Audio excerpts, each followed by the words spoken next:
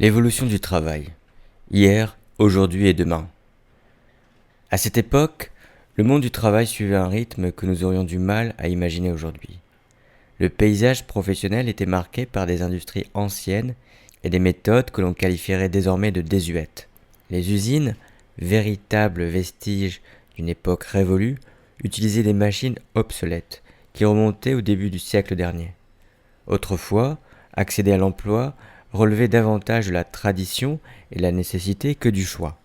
La population active était majoritairement composée d'ouvriers et d'artisans, formant une main-d'œuvre dense et souvent interchangeable. Il y avait une pénurie de main-d'œuvre dans les secteurs pénibles, ce qui poussait les entreprises à recruter massivement sans pour autant offrir de réelles perspectives d'évolution. Je n'en sais rien de précis, mais on raconte que certains patrons en profitaient pour faire travailler leurs employés sans aucune considération pour leur bien-être. À cette époque, un jeune homme ou une jeune femme entrait rarement dans la vie active par la voie des diplômes. L'apprentissage était la règle d'or. On commençait comme apprenti, souvent dès l'adolescence, pour apprendre un métier sur le tas. Le système de diplôme était simple, on était qualifié ou non qualifié. Un cadre supérieur était une figure lointaine, presque inaccessible, qui avait gravi un à un tous les échelons de la hiérarchie. L'emploi était souvent perçu comme un engagement à vie. On intégrait une entreprise et l'on y restait jusqu'à la retraite. Le rythme était réglé par le geste universel de pointer à l'entrée et à la sortie.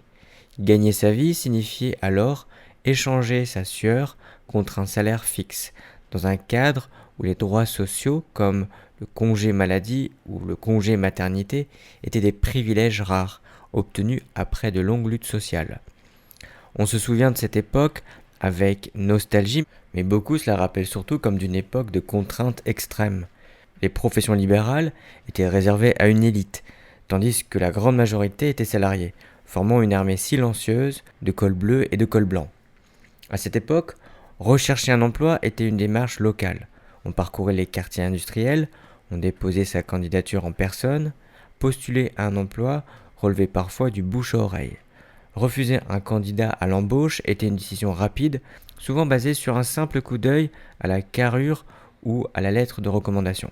J'en ai assez de ce mythe du bon vieux temps où tout le monde trouvait du travail facilement. La retraite était bien plus dure. Pour beaucoup, travailler dans une équipe de nuit était une étape obligée, une épreuve du feu, avant d'espérer une promotion.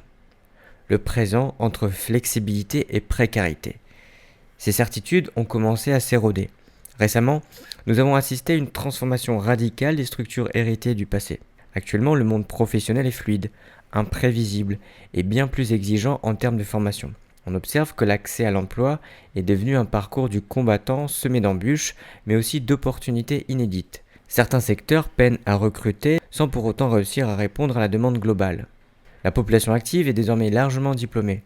Les diplômes sont devenus un prérequis incontournable. Beaucoup en possèdent, mais ils ne sont pas toujours utiles dans leur poste. Là où un ouvrier pouvait travailler à son compte il y a un siècle en ouvrant sa propre échoppe, aujourd'hui travailler à son compte est souvent un choix contraint par un marché du travail qui privilégie les indépendants et les freelances. Actuellement, l'emploi ne rime plus avec stabilité. Être salarié est le Graal pour beaucoup car cela offre des protections comme le congé maternité ou le congé maladie, mais ces statuts se raréfient dans certains secteurs. Un cadre supérieur n'est plus seulement celui qui a de l'ancienneté, mais celui qui a su accumuler des compétences transversales et se rendre indispensable dans un environnement mouvant. Rechercher un emploi ne se fait plus en parcourant les usines désaffectées. On s'y prépare désormais sur Internet via des plateformes spécialisées. Postuler à un emploi est devenu un exercice de marketing personnel. J'en ai marre de ces candidatures qui restent sans réponse, confient souvent les jeunes diplômés.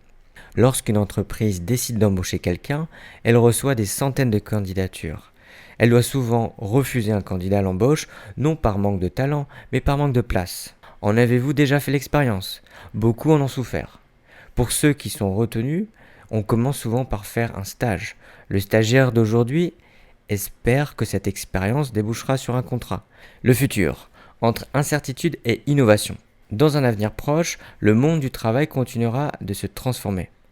Après un certain temps, les structures que nous connaissons aujourd'hui paraîtront probablement aussi désuètes que les usines du 19e siècle. Par la suite, l'intelligence artificielle remplacera peut-être de nombreuses tâches. Bientôt, la question ne sera plus de savoir si l'on est qualifié ou non qualifié, mais si l'on sait travailler en symbiose avec des machines intelligentes. À la longue, cette évolution pourrait soit créer une ère de loisirs créatifs, soit engendrer une pénurie d'un nouveau genre, une pénurie d'emplois tout court. Un cadre supérieur de demain devra gérer des équipes hybrides, mêlant humains et robots. Travailler à son compte deviendra peut-être la norme. Être salarié pourrait devenir une exception. Les stagiaires d'aujourd'hui devront se souvenir de cette période charnière où tout a basculé. Dans un avenir proche, l'apprentissage devra être continu tout au long de la vie. On ne pourra plus dire j'en sais rien face aux nouvelles technologies. Il faudra y répondre par une formation permanente. Y aura-t-il encore des congés maladie et des congés maternité dans un monde où les statuts sont fragmentés ? Il y aura probablement des débats houleux à ce sujet.